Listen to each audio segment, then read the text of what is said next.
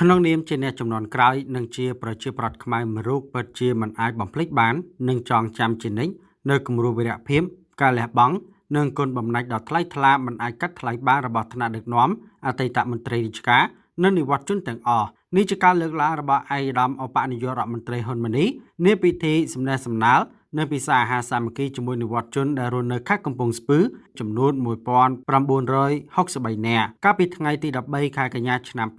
2025ក្នុងពិធីនោះអាដាមឧបនាយករដ្ឋមន្ត្រីហ៊ុនម៉ាណីបានរំលឹកពីគុណបំណាច់និងគំរូវីរភាពរបស់ថ្នាក់ដឹកនាំជំនាន់មុនដែលបានពុះពៀឆ្លងកាត់គ្រប់ឧបសគ្គដាក់អាយុជីវិតធ្វើជាដើមទុនបូជាសាច់ស្រស់ឈាមស្រស់ដើម្បីបុព្វហេតុជាតិនិងប្រជាជន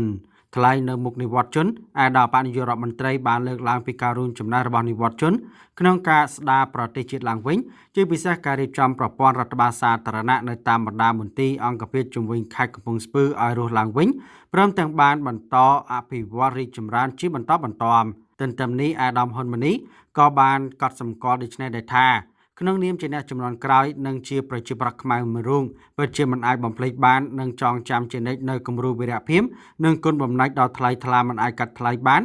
របស់និវត្តជនទាំងអស់ដែលបានចូលរួមចំណែកយ៉ាងសកម្មក្នុងការបំពេញភារកិច្ចជូនជាតិនិងប្រជាជនឲ្យមានភាពសម្បូរសប្បាយដោយពេលបច្ចុប្បន្នជាថ្នាក់ដឹកនាំជំនាន់ក្រោយអាដាមនាយករដ្ឋមន្ត្រីហ៊ុនម៉ាណីបានបដិញ្ញាបន្តថែរក្សាការពារអភិវឌ្ឍប្រទេសមួយនេះឲ្យកាន់តែរីកចម្រើនថែមទៀតសម្រាប់អនាគតកូនចៅជំនាន់ក្រោយៗសូមបញ្ជាក់ថានៅពេលបច្ចុប្បន្នតាមរយៈសមាគមអតីតយុទ្ធជននិងនិវត្តជនបានយកចិត្តទុកដាក់លើការរស់នៅរបស់និវត្តជននិងការផ្ដល់អត្ថប្រយោជន៍ផ្សេងៗដល់និវត្តជនផងដែរ